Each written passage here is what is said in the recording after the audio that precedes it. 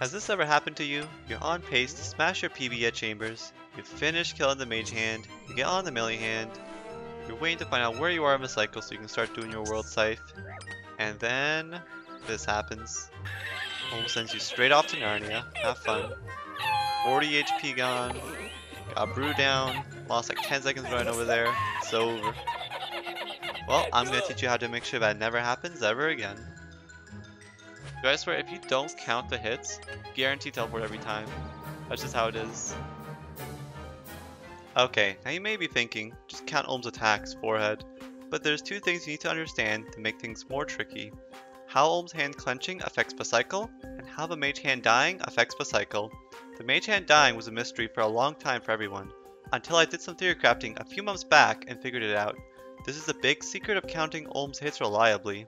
This is the first thing we will cover. Next, we're going to show you how to use that information by doing an example kill with the counting method. Third, we will cover how to avoid getting teleports when splashing on the Mage Hand. This one is just based on how you start Olm. Fourth, we'll cover how to cleanly transition into 4-1 after you kill the Mage Hand with minimal tick loss. Last, we'll cover how to cleanly transition into World Scythe with minimal tick loss. To start off, let's be clear on the terminology and basics of Olm's mechanics to avoid any confusion later on. You may already know some of this info, but bear with me. Clenching is the animation the hand does when you deal too much damage to it while Mage Hand is alive, and you become unable to attack it until it stops clenching. Some people like to say it cripples instead of it clenches, but I like saying clench. For Olm's attacks, his attack cycle goes 1. Auto, 2. Null, 3. Auto, 4. Special. The auto is either a mage, range, or phase-specific attack like Flame Wall, but Null does nothing. The special does one of Olm's specials, Crystals, Lightning, Teleports, and a Final Phase Healing. If Olm can't see you, he can turn his head on any attack. If Olm can see you, he can only turn his head when he doesn't do an auto attack, so on a Null or Special basically. If Olm couldn't see you on the auto before a Null or Special, then he will do an auto attack at the same time as his Null or Special, and won't turn his head during that attack. Counting to 4 is a useful way to keep track of when the special is coming, but for this guide we will be counting to 12 so that we know when teleports specifically is coming. Be sure to note even numbered attacks are all nulls and specials, and odd numbered attacks are all autos. I'll refer to even numbered attacks when referring to Olm doing a null or a special. Now we can explain how clenching works. This is the hard part. Olm checks how much damage has been done to the melee hand on every even-numbered attack since the previous even-numbered attack. After checking, if enough damage was done on that check, he clenches. So Olm will always clench on even-numbered attacks, but nulls and specials. When Olm clenches, it pauses the progress of the 12 attack cycle, and Olm just goes into a 2 attack cycle of 1 auto, 2 null. More accurately, it pauses the progress of the null/specials. While it's more intuitive to think of Olm as having a 4 attack cycle that goes auto, null, auto, special, which is helpful when counting his hits, it's more accurate and more helpful for understanding clenching to say his attack pattern is always a 2 attack cycle, but simply 1 auto, 2 null/specials, where his null/specials is a list that goes null 1, crystals, null 2, lightning, null 3, teleports. And if clenched, rather than progressing through this list when he does his 2 attack, Olm just does null every time without making any progress through that list. We will call this a clenched null. When Olm clenches, it replaces whatever he was about to do with a clenched null. So if he clenches on lightning, you won't see lightning. When Olm unclenches, the null/specials will resume on the next even-numbered attack after the unclench, with whatever attack in the null/specials list Olm was supposed to do before clenching. The clench will last for 11 attacks, so if it is clenched on 4, let's say we kept counting even though it's clenched, it will unclench on 3. In other words, it unclenches on the auto before the null or special it clenched on is supposed to come up again, and on the next attack, which is an even attack, the 12 attack cycle resumes where it stopped. So assuming you were counting along with Olm's attacks, his clenching and unclenching has no effect on the cycle, and your counting will be correct. To save some effort, you can simply note when he clenched. Let's say he clenched on 4, and you know when he unclenches, it's 3. followed by 4. Saving you some effort in counting, you just need to watch for when he unclenches. Now, something to note, Olm can unclench his hand early if you kill the mage hand while it's clenched. Olm checks every 2 ticks to see if a mage hand is dead, and it is considered dead once the HP bar disappears. In this case, if you were counting to 12 while it's clenched, your count would be incorrect, as the cycle might pause on 4 for example, but if Olm unclenches on 9, then on the next even attack, which is 10, Olm will resume his cycle, but his cycle will be where it left off, which is crystals, whereas you'd be expecting null 3 on 10. So, the null before teleports. So in this case, the clench has affected the 12 attack cycle, and changed it so 4 happens when you expected 10. So in this case, you would just need to remember what number it clenched on, and just keep track of if Olm is on auto or null, odd or even number attack, while the hand is clenched. Ideally, you should never accidentally clench the melee hand before killing the mage hand, so don't worry too much about this. This is more about solidifying your understanding of clenching. I will add one thing. Some of you may wonder, what about if Olm unclenches on an even number? Well, Olm is considered clenched on the tick he clenches, as well as the tick he unclenches. So if he clenches on 4 crystals, then unclenches on 8, he would do a clenched null on 8, as he's considered clenched on that tick, and then on 10 is when he actually resumes his cycle back at 4 crystals. To summarize with the key takeaway, Olm clenches on an even number attack, but 12 attack cycle pauses, and after unclenching will resume the cycle on the next even number attack after unclenching. If Olm unclenches naturally, and not by the mage hand dying, he unclenches on an odd number, so 1 less in 12 count, and the next attack it resumes the cycle where it paused at. So you don't need to count if you clench the hand at the start of Olm, just remember what attack it was on, and resume counting after it unclenches. Now you've finished the masterclass on clenching. It's time for a big discovery I made that changes everything. For a long time, the mage hand dying and messing up the cycle has been a mystery, and made counting impossible. Even the most knowledgeable players would tell players to just try and turn the head an extra time after killing the mage hand to avoid running into any weird problems, and couldn't give an answer on what exactly is happening. Some even reported it as a bug to Jagex, but with a solid understanding of clenching, we now know what is happening. Pay close attention here. When the mage hand dies, the melee hand does something strange. It does the unclench animation even though it was not clenched. I like to call this the ghost clench. You can attack Olm's hand during this ghost clench. It doesn't stop you like normal, so it seems like a graphical glitch, but Olm is in fact considered clenched for this one tick, which pauses the progress of his null/special list just for this one tick. This means the ghost clench will only have an effect if it happens on the same tick as the null/special. If a ghost clench happens on 4 crystals, then Olm just does a clench null, and then he does an auto, followed by 4 crystals. If Olm ghost clenches on 10 null, then Olm does a clench null, followed by an auto, followed by 10 null 3, the null before teleports. This is how an auto null can happen, something that really confused people for a long time. So basically, if a ghost clench happens the same tick as an even number, Olm does a clench null and you subtract 2 from a 12 count. So if he ghost clenches on 4 crystals, you'll see a clench null instead, and the next attack is 3, then 4 crystals. Now, like I said before, Olm checks every 2 ticks to see if a mage hand dies, which means he can ghost clench same tick as auto, 2 tick after auto, same tick as null/special, or 2 ticks after null/special. This means there's 4 possibilities of when he does it, and you only care if he does it on one of those. This can be a problem if teleports are coming up, and you're not sure if ghost clench will happen on the teleports, or 2 ticks before, or 2 ticks after, or on the auto before or after. Well, fortunately, there's a very easy way to predict it, based on your mage attack that finishes off a mage hand. Assuming you are attacking on accurate, no long-range attack style shenanigans, if you're maging same tick of Olm, then if the killing try and hit XP is fired on an even number, you will get a ghost clench. If you're 1 tick behind Olm, then you'll get a ghost clench if you fire on an even number when on the 3 middle tiles of Olm, or closer to the mage hand. If you're 2 tick behind maging Olm, you will never get a ghost clench.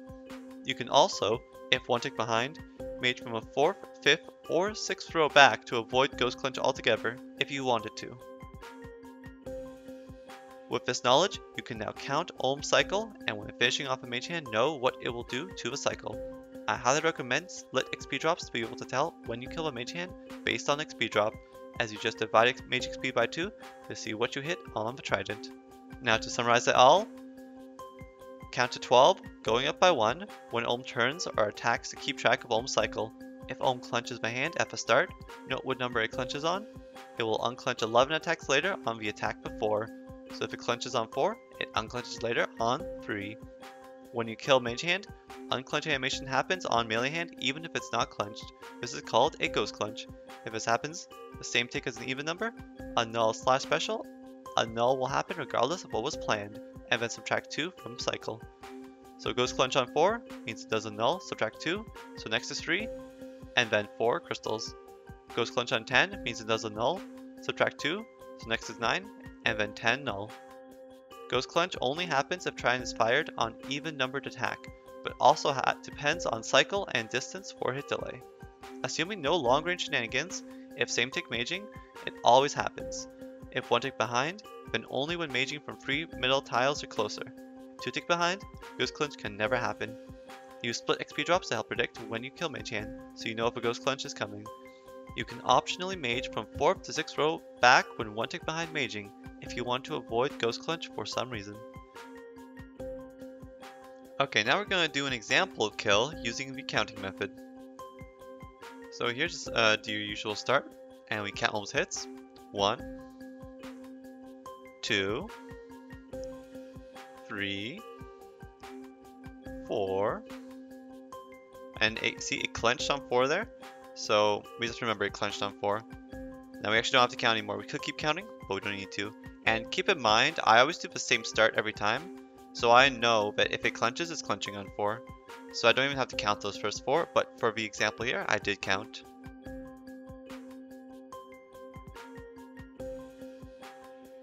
Okay, so now it's going to unclench here on 3. That's going to do crystals here on 4.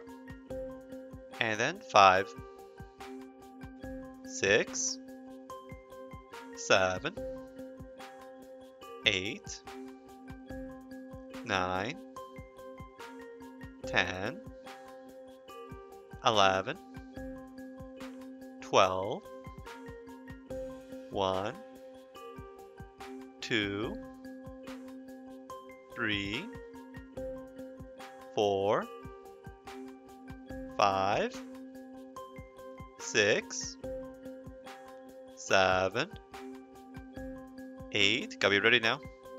And we saw that was the kill, so that's 9 and 10. You see, the ghost clench on 10. So next is 9, and now 10, 11. Now we go here, skip teleports.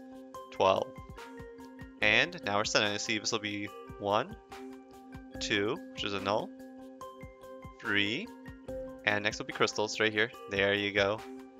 And that is how we set up with the counting method. Now keep in mind, in this case we did the killing blow on an even number, but if we had done on an odd number, then we would not have had to subtract 2 from a cycle. You are now a master at counting to 12. Nothing can stop you now, not even grade 1 math. But Olm can still sneak some teleports your way if you splash while killing the mage hand, and he gets a chance to attack. That is, unless you don't let him. It's a pretty simple fix. Take a look at this. Now, note where the specials happen during my mage run. Look where my character is positioned each time the special attack happens. So crystals is coming up, and it happens right when I'm at the thumb here. So, okay, now watch. Watch where lightning's gonna happen. So it's coming up over here. It now happens at the pinky. That's where lightning would have been on number 8. Now I got ready for number 12. 12 is teleports. It's coming up right here. 12 happens right in the middle. And now let's see, where is crystals going to happen next? It once again happens right here at the thumb. 4 happens at the thumb. So as you can see, when you're doing a mage run like this, the special attacks will loop perfectly. And you'll have 1 at the thumb, 1 at the pinky, and 1 in the middle. And you can only get hit by a special if you splash and then Olm does the special while you're at the thumb. Which means the crystal is the only special we will ever get based on how we start Olm. So based on how you start Olm, you can manipulate what special attack you will get, potentially, when you splash, and Olm gets to hit you while you're at the thumb. So all you need to do is start Olm in a way that manipulates what special you get. Here I'm going to show you how I begin Olm, so you can have it so it's always crystals when he does the special. So as you can see here, I start in Mage Gear, I mage my hand once, mage it again, switch into my hammer gear, spec here, and then respec if I need to, otherwise I just do a scythe hit, and then I start maging. And now I'm in a cycle where the only special he could possibly do to me is crystals, as I will always avoid the teleports and the lightning. Now for P1, you can do a similar start, the only difference is instead of doing 2 mage hits before into middle, you do just 1. You can also set up so that you get lightning instead of crystals, as the special that happens when you splash. Though I prefer crystals because it's the easiest to dodge. You can also do a melee start for P2 to set up a crystal cycle by doing a hammer into a scythe hit, and then start maging in the middle where Olm's head is, and you're good to go. Now we will look at transitioning into 4-1 after killing Mage Hand. It's pretty straightforward, as long as you can count to 12 and subtract 2 when needed, and can set up 4-1 normally. You just use the count to avoid teleports when needed, or even lightning as well if you want. If you skip the special by going pinky, you're in cycle. If you skip a special by going middle, just do a 3-1 and you're set, just like normal 4-1 setup. I don't want to overcomplicate things any more than I have, but I will give some tips to help out. Keep in mind though, the best thing to do is just practice, as you do need to think quickly and correctly, but these tips will help you improve. First of all, I like to subtract 2 right away when I kill the Mage Hand on an even number. So if I kill on 6, I go 6 minus 2, 5, 6, 7, 8. Instead of going 6, 7, 8 minus 2, 7, 8. This makes it a lot easier for me to prepare for what's coming. And remember, the ghost clench is going to cause clench null. Figure out what counting method works best for you though. Another tip, if you kill from pinky, run all the way to middle before lancing, since you need to lose a tick anyways. Though if you have a scythe, you can avoid losing the tick by doing a scythe hit instead, but only if you know teleports isn't next. If you start Olm like I do, then teleports will happen when you run to middle, as 11 is when you mage from pinky and run to middle, followed by 12 teleports in the middle. If you kill from thumb, be careful about going to pinky and turning head, as if teleports are coming up soon, you can get into trouble. If you kill from middle, you're chilling. Just be ready to turn Olm whenever specials come up. Also take advantage of flame wall, cough spots, and acid run pre-pathing while doing this. Lastly, we will look at how to transition from Mage Hand to Melee Hand while world siphoning and not missing ticks. If you kill on 1, 2, 3, 4, 5, 6, or 12, it's pretty straightforward. Just attack Olm without any head turning and you'll see lightning eventually and know what to do. 11 is also pretty obvious. Just turn the head once right away and you're set. But if you kill on 7, 8, 9, or 10, this is when you need to think a little. But fortunately, that's only a third of the possible cycles you could kill Mage Hand on, so you won't have to think that often. Anyways, I'm going to show clips of how to transition into World Scythe for 7, 8, 9, and 10. Simply copy what I do. These methods assume you set Olm cycle to do crystals when you splash while maging. They also assume you're same tick with Olm. If you double hammer, you'll be 1 tick behind. It's mostly the same in this case, but different for some of them. I'll go over this briefly as well. So we're going to do killing on 7. You can see here, we scythe at the pinky. We run to a middle to null flame wall, and scythe again. We run to a middle to turn the head. Scythe one more time, go to the cough spot, and then go to pinky one more time, and we're set. And that is how you do for number 7. And there was no tick loss in that method. And no chance of flame wall. Okay, now we're going to do killing on 8. So as you can see here, we're going to kill on 8 right as we mage from a pinky. We run to 2 tiles away from a thumb and do a scythe hit. Ignore me accidentally running over there. And now we're going to run to a middle. Turn the head, do a scythe hit, do another scythe hit, and then we go over to a pinky. So we're basically tanking 2 hits after turning Olm's head to the middle before we go to the pinky to finally skip teleports. Note, if Olm flame walls on 9, the running hit will dodge it. You won't be able to go to middle in time, so then you will need to miss 1 tick and run to middle after siphoning 1 tick before 11 to skip teleports. So basically just keep siphoning at the thumb until teleport's about to come up, and then run to middle to skip. So now we're going to do killing the Mage Hand on 9, which is right when we attack in the middle here. Now my mage hand is dead, switch into our gear, do our scythe hit, and now all we need to do is just tank one hit, and we're good to go. Go ahead Pinky and avoid teleports, and we're good. One of the easier ones to do. And now we have one of the more complicated ones. Here's killing on 10.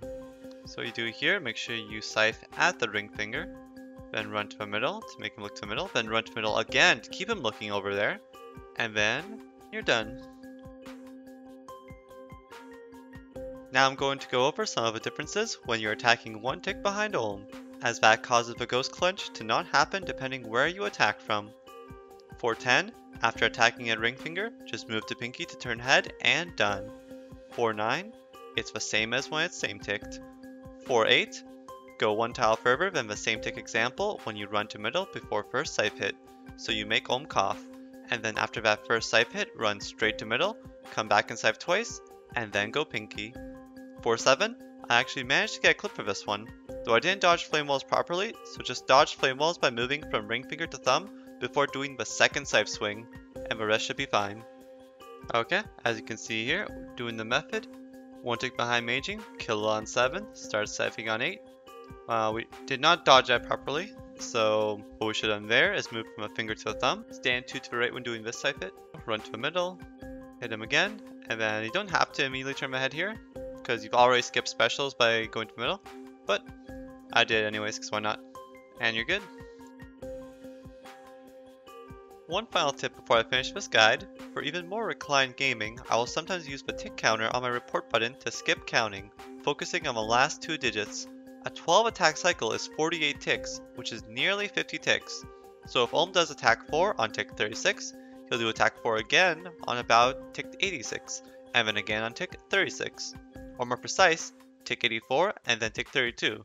But the 50 tick estimate works just fine since we know attack 4 is always at the thumb, so we won't mistake it for attack 3 or 5 from being a couple ticks off. Though don't wait too many 12 attack cycles before resuming counting, as you may kill the mage hand before the next multiple of 50 ticks happens. Anyways, I hope you've enjoyed this guide. Explain Olm counting is more about explaining the theory versus explaining a specific method, especially when many people do Olm differently, so it was a difficult guide to make, but I did my best to still make it practical and include methods. I hope it was still clear and understandable. If I have any changes or corrections to make, I'll put them in a pinned YouTube comment, so always check there. Thank you for watching, subscribe to see more from me, like and comment if you like to comment, and see you all next time.